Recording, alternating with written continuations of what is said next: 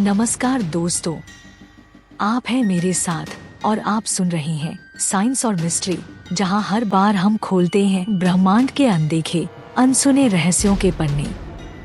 आज की कहानी आपको उस जगह ले जाएगी जहां लाखों तारे अपनी अनोखी धुन में नाच रहे हैं और जहां छिपा है एक ऐसा रहस्य जो आपकी सोच से भी परे है।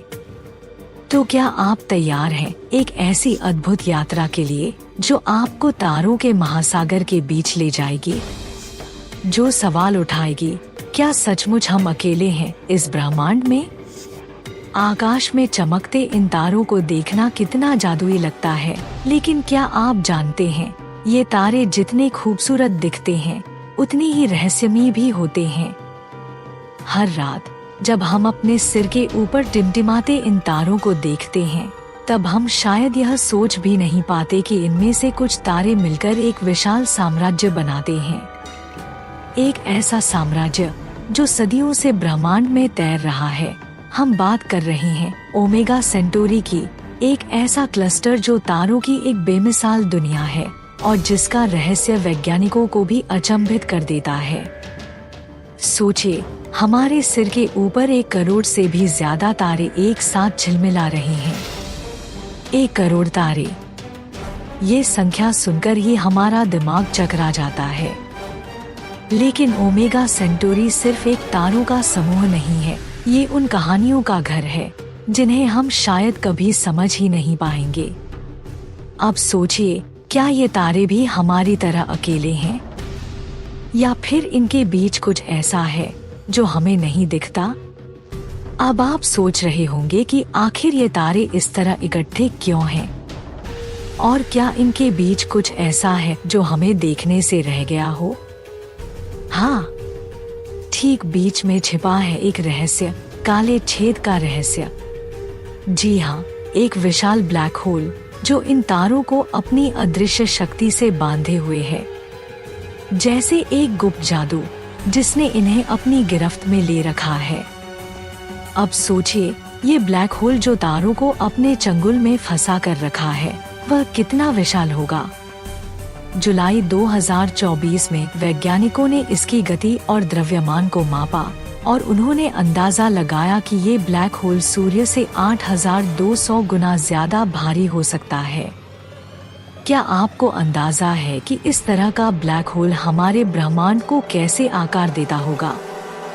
क्या ये वही ब्लैक होल है जिसने लाखों साल पहले एक विशाल आकाशगंगा को निगल लिया और अब सिर्फ तारे ही बचे हैं? या क्या ये हमारे अपने मिल्की वे का केंद्र हो सकता है? ये सोचने भर से आपके रोंगटे खड़े हो जाएंगे। लाखों तारे एक ब्लैक होल की जकड़ में, और हम इसे धरती से देख सकते हैं बस 17,000 लाइट ईयर्स की दूरी से।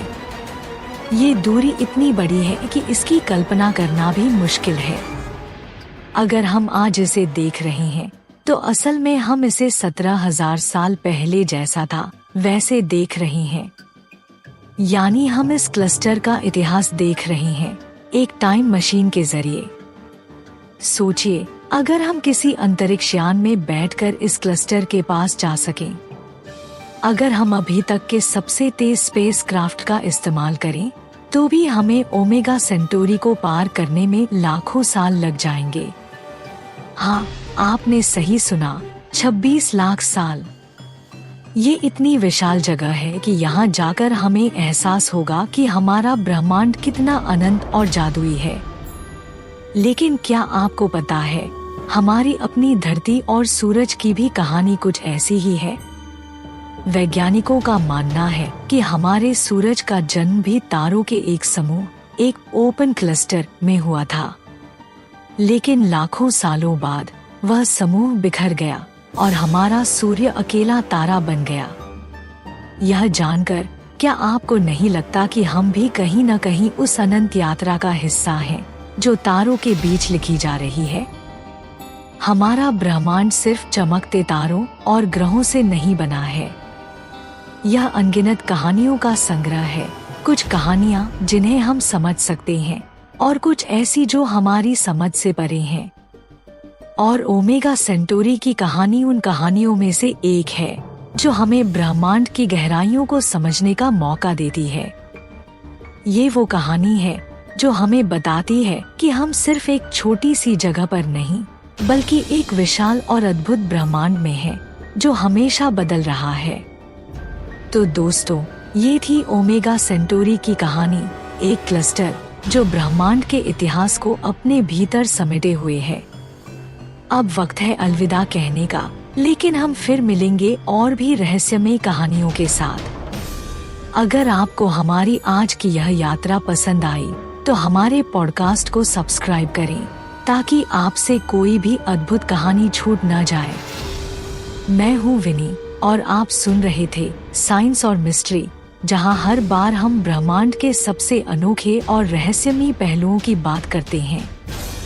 मिलते हैं अगले एपिसोड में, तब तक के लिए नमस्कार और जय हिंद।